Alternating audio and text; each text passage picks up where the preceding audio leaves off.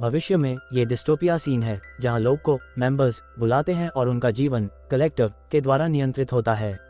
सबसे बीमारियां ठीक हो चुकी हैं और कोई हिंसा या क्राइम नहीं है, लेकिन साथ में इमोशंस को भी निकाल दिया गया है और अब किसी भी फीलिंग को दिखाना या दूसरे मेंबर्स से कांटेक्ट करना मना है।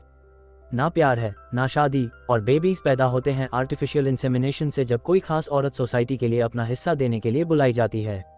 कोई रंग या सजावट नहीं है, सभी सफ़ेद कपड़े पहनते हैं और उनका पर्सनैलिटी काफ़ी सुना हुआ होता है। उनके मील्स भी बोरिंग होते हैं और उनको कोई स्पेशल हॉबी नहीं होता, बस रोज का काम करने वाले बेसिक पजल सॉल्व करना।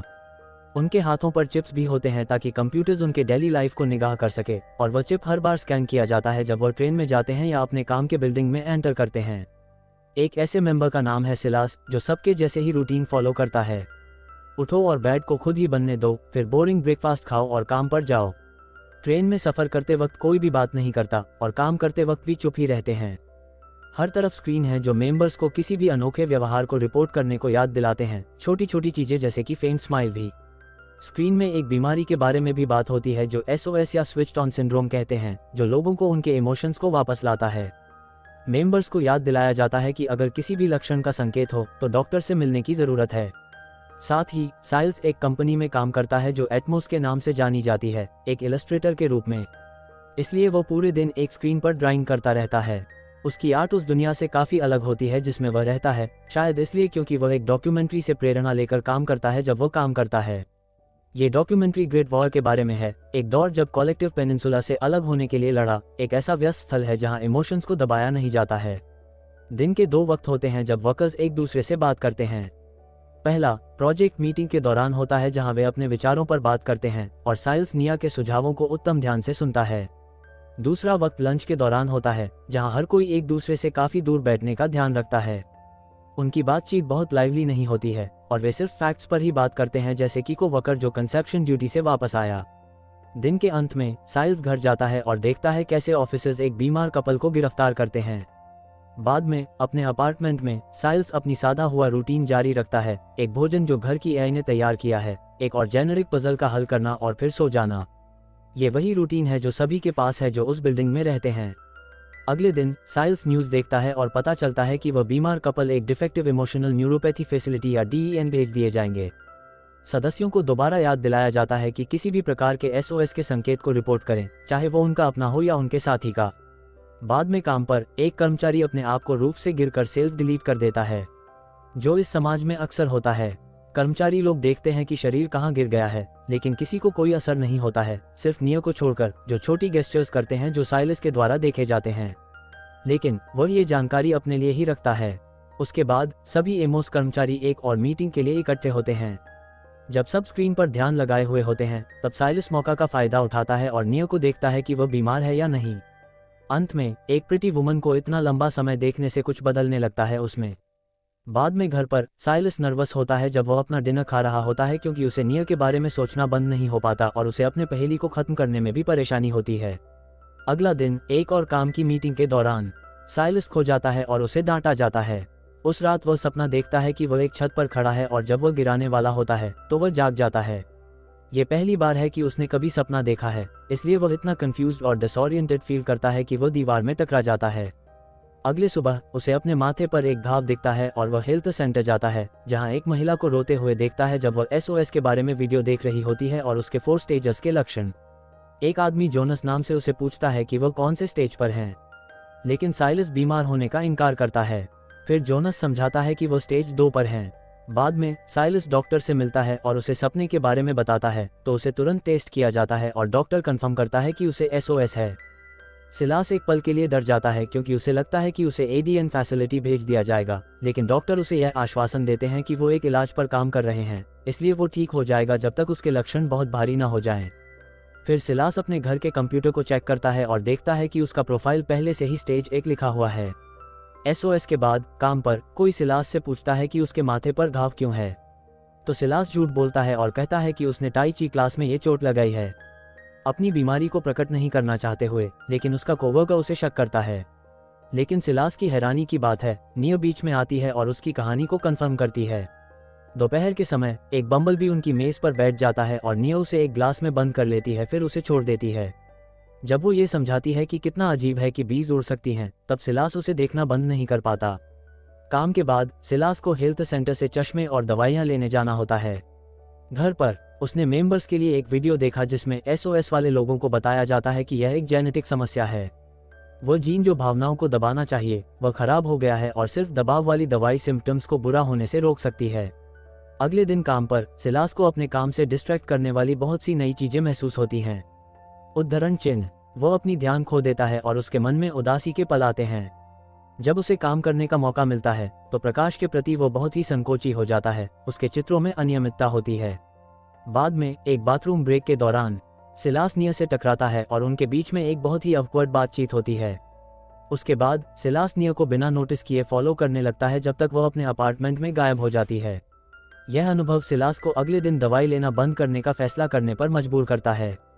सिलास अपने एक को वकर के साथ रोज बदल देता है ताकि वह निया से अपने काम का मूल्यांकन करने के लिए पूछ सके। निया को यह अजीब लगता है, लेकिन फिर भी वह उसे मदद करती है। यह एक उच्च पदाधिकारी द्वारा नोट किया जाता है जो यह सुनिश्चित करते हैं कि वह आनंद में बात नहीं कर रहे हैं। उद्धरण चिन्ह, निया बहुत अच्छा फीडबैक देती है, लेकिन सिलास उसकी चेहरे पर ध्यान दिए बिना नहीं रह सकता है। वह इतना उसके दीवाने हो रहा है कि रात को सिलास खाली ऑफिस में जाता है और निया के कंप्यूटर पर उसके रिकॉर्डिंग सुनता है। अगली काम की मीटिंग के दौरान सिलास अपने पीने के ग्लास को गिरा देता है और जब एक को वकर उसे मदद करता है तो उसके शेड्स भी दिख जाते हैं। अब सिलास को कोई चारा नहीं बचता है, केवल यह मान लेना पड़ता है कि उसे SOS है। और चाहे वह जैसे भी कहे कि वह संक्रामित नहीं है, उन्हें फैसले में उन्हें समूह से अलग करना पड़ता है। सिलास को दुख होता है क्योंकि निया इस विचार से सहमत है। तब से सिलास एक कोने में काम करता है, दूसरों से दूर। काम के बाद सिलास निया का पीछा करता है।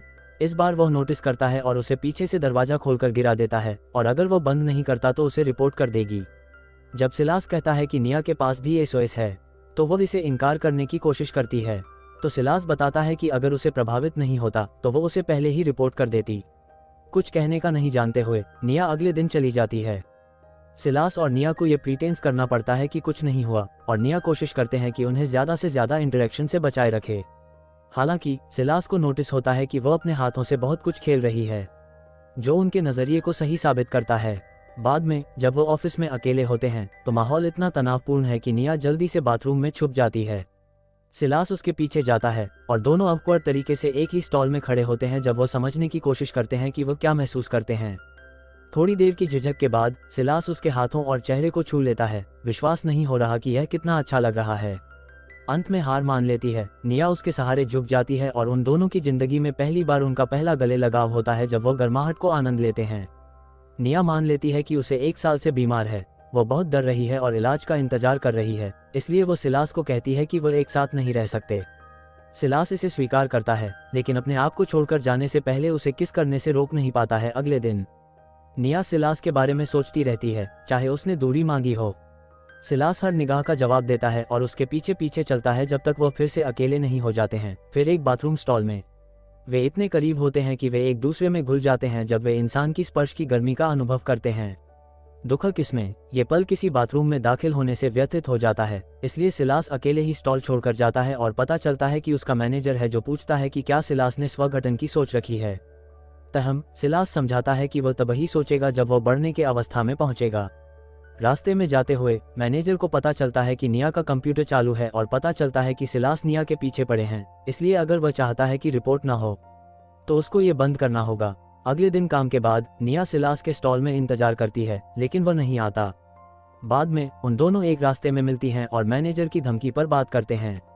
सिलास घोषणा करता है कि वह किसी और नौकरी में ट्रांसफर मांगेगा और निया बिना कुछ कहे चली जाती है। जब वह अपने अपार्टमेंट पहुंचती है तो उसका पूरा टूट जाता है। अगले दिन सुबह सिलास अपने इस्तीफा को रिपोर्ट करता है, कहकर कि उसे ऐसी नौकरी ढूंढनी चाहिए जहां उसका बीमारी उसके साथियों को परेशानी न दे। जल्द ही सिलास प्राकृतिक संरक्षण में काम करने लगता है और निया को उसका स्थानांतरण से डील करना पड़ता है। वह हालत को ठीक से नहीं संभाल पा रही है जब उसने सिलास का स्थान ले लिया। हर बार जब वह उसका कप देखती है जिसे वह अपने घर ले जाती है, उसका काम भी गिरने लगता है।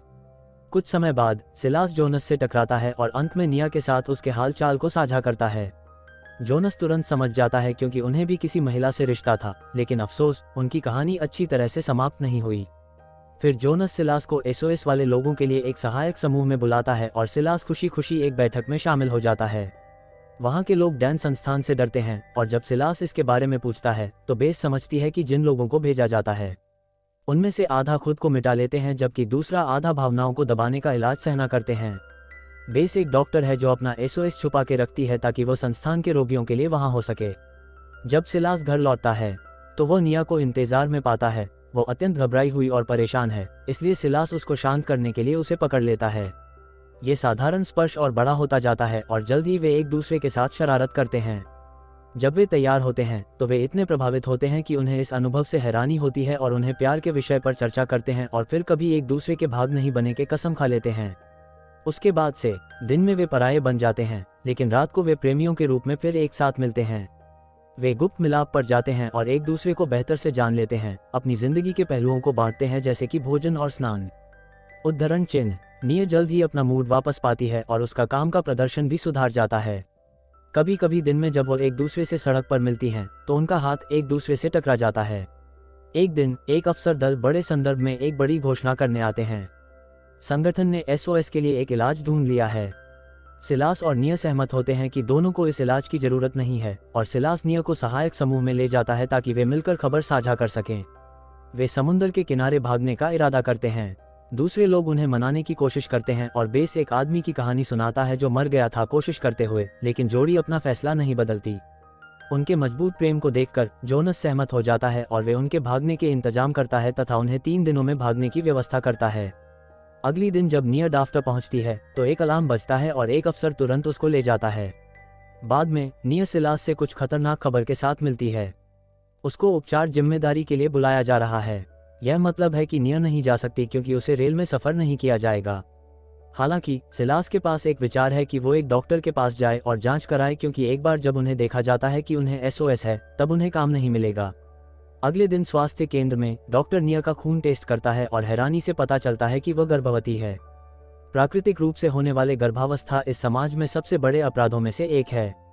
इस बीच सिलास अपने मिलने के जगह पर निया का इंतजार कर रहा है, लेकिन वह नहीं आती और वह चिंतित हो जाता है। वो स्वास्थ्य केंद्र जाता है और हैरान होता है कि निया को देह से ले जाया जा रहा है। वहां पहुंचकर उसे बांध कर रखा जाता है और उसके किए गए कारण से एक बदनाम के रूप में व्यवहार किया जाता है। बेस जल्द ही यह जान लेती है कि वो वहां है और सिलास को फिर से संपर्क करता है।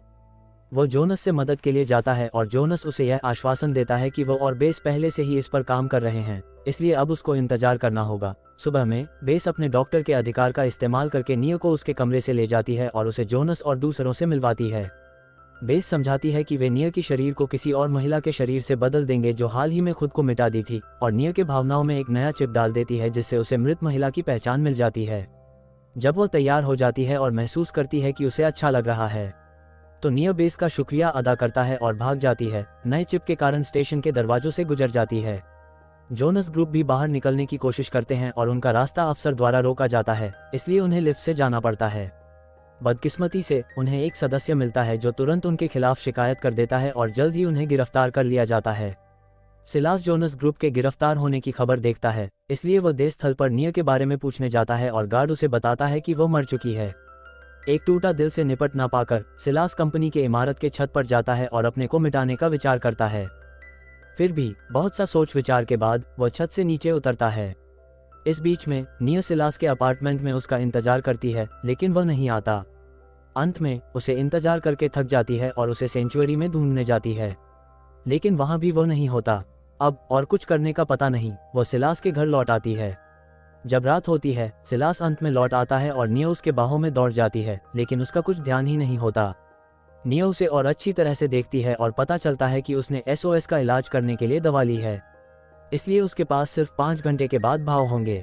इस लड़ाई को जीतने का तैयारी से निया उसे कहती है कि दवा से लड़ना शुरू करे, जबकि वह उसे छू रही होती है और दोनों भाग जाते हैं। अंत में वे साथ में सो जाते हैं, उम्मीद करते हैं कि उसका साथ उन्हें महसूस करने में मदद करेगा। सुबह निया अकेले बेड में जागती है। सिलास सुबह जल्दी उठ जाता है और उसकी दिनचर्या के अनुसार तैयार हो जाता है, इसलिए वह पहले ही तैयार होकर चला जाता है। उद्धरण चिन्ह। वह समझाता है कि वह उनका साथ किया हुआ प्यार याद करता है, लेकिन अब वह उसे महसूस नहीं करता। फिर भी निया हार नहीं मानेगी, इसलिए वह साथ चलते हैं। जब वो स्टेशन जाते हैं निया उनके बीच में बड़ा फासला महसूस करती है और चिंता होती है कि क्या ये काम करेगा। जब ट्रेन में चढ़ते हैं वे चुपचाप बैठ जाते हैं जैसे शुरुआत में थे और निया की चिंता बढ़ जाती है। फिर भी उम्मीद धीरे धीरे लौट आती है जब सिलास उसके हाथ को छूने के लिए हाथ बढ़ाता है। ज़रूर सब्सक्राइब करें और नोटिफिकेशंस को ऑन करें ताकि आप ऐसे और वीडियोस देख सकें। देखने के लिए धन्यवाद।